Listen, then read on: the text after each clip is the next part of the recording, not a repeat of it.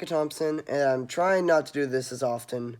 Apologize, but I am sorry. I did, I think in one of my more recent videos, say I was going to do a follow-up Rise of the Resistance video, but unfortunately I kind of backed out because I've heard so much about it and that it's such a great attraction.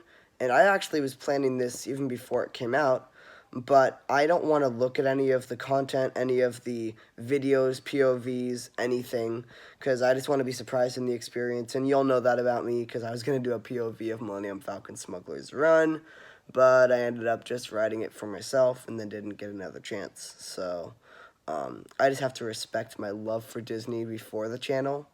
But I did watch another channel, great channel, Offhand Disney, and they had a really great idea of trying to realize a perfect Disney park in their own idea, but not saying their channel's bad, because their channel's amazing and that video was not like the ultimate. But for me personally, a higher challenge for myself would be to try to create my own theme park that was not Disney, with no Disney IPs or intellectual properties. So to try to create my own theme park with my own themes, if I was to have a company that licensed, different books and movies and other ideas, and made my own original content.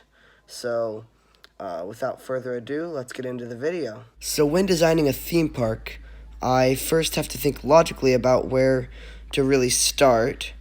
And so I think the first thing was concept art, what design I wanted. So I've made all these art pieces. Some of this isn't actually for the project, but a lot of it is, and I stuck to a hub layout like Disneyland. This is the Fantasyland, but I don't really want to go into the detail on that because the first project is the castle, and I want it to be very different from the Disney parks. And I know it looks fairly similar at first glance, but it will be very different in the end product. Now, in some cases, I like to think things through, but a lot of the times, I just like to wing it, go for it, and see what happens. So I'm going to start off just building the castle, just from that drawing. I've got some foam, don't even know if it's the right type of foam, just got it at Michael's, and used air dry clay on top of it.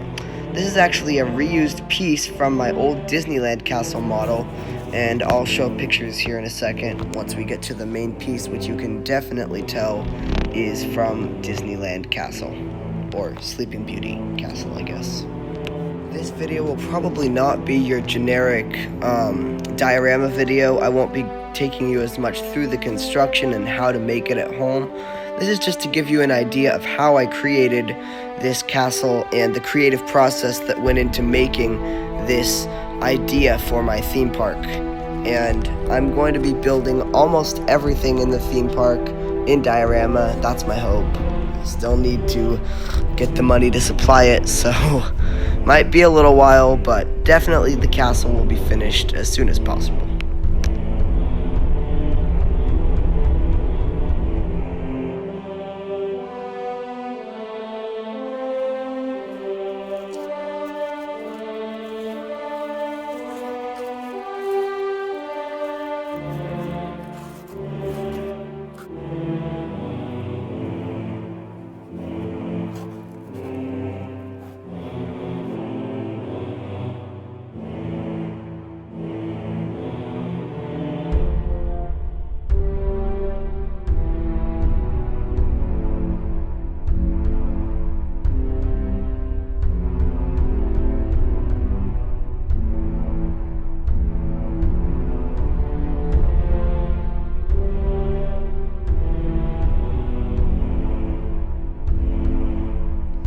Now this right here is definitely the generic base of my castle. This is the front with the gate.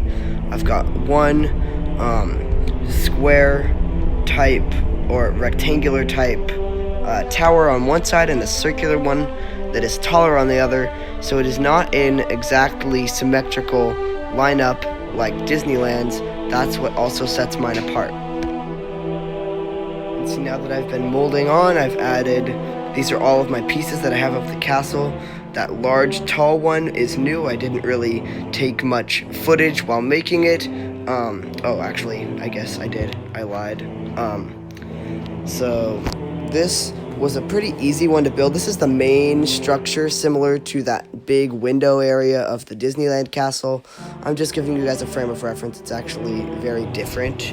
This whole castle is. It has two of those and one very much smaller than the other. And here I've started to mount all of the pieces on top, and it's really looking great. Here's that same base area with the new structure in place, and this is a look at the structures completely in place, the tall one and the short one, and you can see that balcony area that I've just added as well. It's already getting pretty tall. Now, I'm not very thrilled with the way my bricks look. I had to cut them all by hand, and they just don't look very good. But I think with texturing and painting, it can all be fixed. My philosophy is it's never really done till it's done, and we just gotta wait to see how it looks. I've actually cut out the entire gate, and I'm ready to add the detailing on that section. And I don't know why I put this in, but here is how to apply clay to a cardboard piece. Kind of stupid. But here the castle is just getting massive, and it's really starting to look like it's concept art as the upper levels take shape. There's a little sneak peek at the completely finished gate. I'm thrilled with how the gate turned out. I still have to do the patchwork on the sides there, and this is a big moment for me. I just set up the tallest tower on the entire castle, and I think it turned out great. All of it, unfortunately, is at a slight slant because my desk is slanted that I worked on. So when mounting it onto the plywood, I have to change the level by adding a piece of cardboard or two to the backside to push it forward a little bit. I don't know, very minor thing, but this is a little shot to kind of show the progression of the finished-ish areas all the way down to the bottom. I love that tower. What? This is before the gate? Oh my gosh. Oh well. And the tower. Oh, there's the final piece on the gate being put on. There we go. I had to take down the tower for maintenance. Not really maintenance, I just like to say that. I had to add detailing to it. So, I'll put the tower back up after the detailing.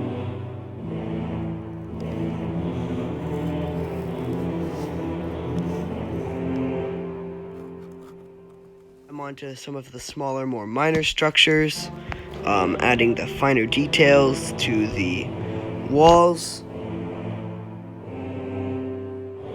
Here's the tower half detailed. Looks a little sloppy and a little unstable, but I'm going to move on to the arches.